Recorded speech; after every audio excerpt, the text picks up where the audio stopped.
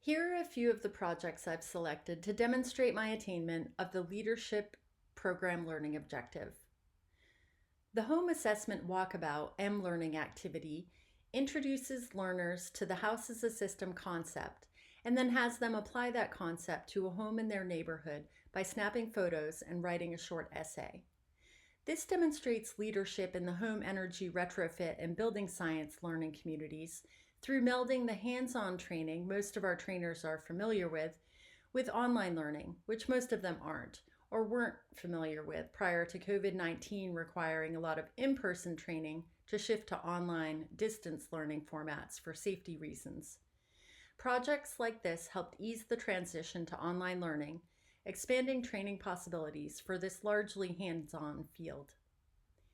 In the reflection paper, Adapting Teaching with the Case Method to Asynchronous Online Learning, I explore what it might look like to adapt the case method of instruction to an asynchronous, non-cohort-based learning environment where there is no community to work the case with, nor instructor to provide direction along the way.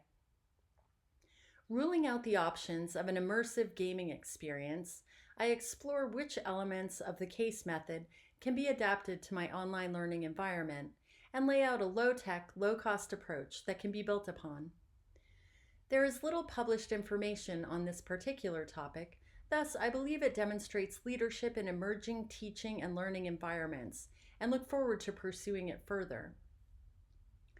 The Copyright Scavenger Hunt webpage is intended for instructors who are creating their own presentations and training resources. The activity helps them learn allowability and restrictions related to using images found on the web and what protections their own creations are under. This project demonstrates my leadership within my professional environment by applying current pedagogical theory about the flipped classroom approach to an online learning activity for our trainers, who are generally far more comfortable with hands-on and in-person training.